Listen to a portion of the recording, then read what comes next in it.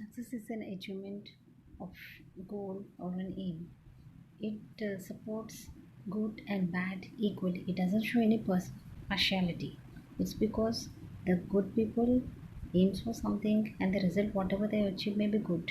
Bad people may aim for something bad and finally the result which shows it's a success.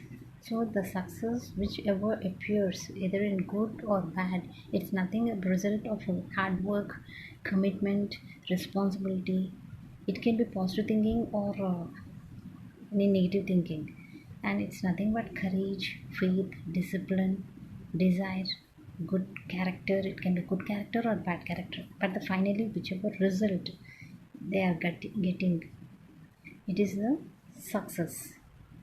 So it equally treats. So sure, there are many great personalities in which they have, in spite of being disabled, they have reached heights. So the qualities in them, they have aimed for a goal in which they have achieved a lot with determination, confidence, willpower, dedication, discipline, like that.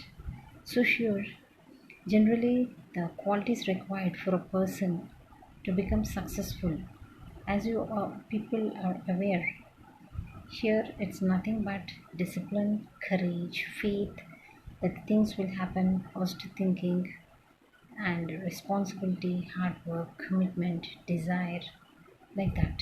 So these qualities make a person highly successful. So sure, I'm going to say a story about person is disabled. His name is Nicholas James Nick Vujicic. So he's an inspiration to the all over the world, to the people all over the world with his great qualities like faith, willpower, and perseverance. Even though he's disabled, his disability doesn't stop him from doing what he has wanted to do. So here I want to convey his biography through a lesson of attitude is altitude. So here, imagine having no arms to stretch in the morning to help you scratch that itch, to allow you to wrap your arms around your loved ones. So here, what does it mean? It's meant that, suppose imagine that now you're having holy hands and legs, everything you're having on to do your things like. Suppose imagine you don't have any arms. You wake up in the morning and you feel that your doll doesn't have any arms, either to stretch in the morning, to stretch in sense yawning, like after yawning, while yawning you just stretch your hands, everything, your body, everything like. And to scratch anything, we require arms, and in order to wrap ourselves around our loved ones, we require arms. Suppose imagine that you don't have that. Imagine your situation. Now you have everything. You feel very happy to do everything. But imagine about the people who doesn't have hands and legs. So imagine having no legs to kick pebbles down the street, to walk, or run, to bicycle or skateboard, or get you from point A to point B. So here it's meant that suppose if you don't have legs, see generally while kids are playing on, they just kick the pebbles on the ground or on the road, they are moving on. And if there are no legs, how they'll walk, how they'll run, how they'll bicycle, how they'll skateboard, and how they'll reach from one point to another. So sure, have you heard something like that before? May or may not. Because we may have seen or we may not have seen. Few may have seen or may not have seen. So few may have seen the handicapped people, persons in which they don't have either legs or hands. They are disabled. They were unable to do things. They require some support to do the things. So they were unable to do it by their own. So when you look at them, do you feel sad? Do you feel pity for them? Yeah, of course, we do feel sad and we feel pity, and we will be very grateful for the God for giving us hands and legs. Now, sure, this is the story of Nick Vujicic, who has faced his whole life with a lot of problems. So, Nick Vujicic, he was born with no arms and legs, but he doesn't let the details stop him. The details, in sense, the things, no arms and legs, didn't stop him from becoming successful because the brave, 26-year-old, who's mainly a torso, plays football and golf, swims and surfs despite having no limbs. So here, this 26-year-old guy, he's a torso.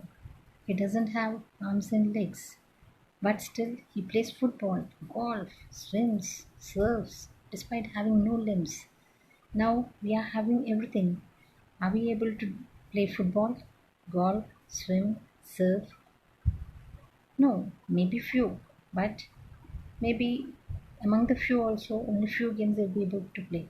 But in spite of having no legs and arms, he was able to play all this and do it successfully. So Nick has a small foot on his left hip which helps him balance and enables him to kick. He uses one foot to type, write with the pen, and pick things up between his toes. So here he has a small foot on his left hip, so which helps him balance and enables him to kick. So he uses one foot to type, to write with pen, and pick things between his toes. See, generally, how do you type? How do you write? You write with your hand. You type with your hand and you pick things with your hands. But here, he doesn't have hands and legs, but he has a small foot. So he picked things up between his toes.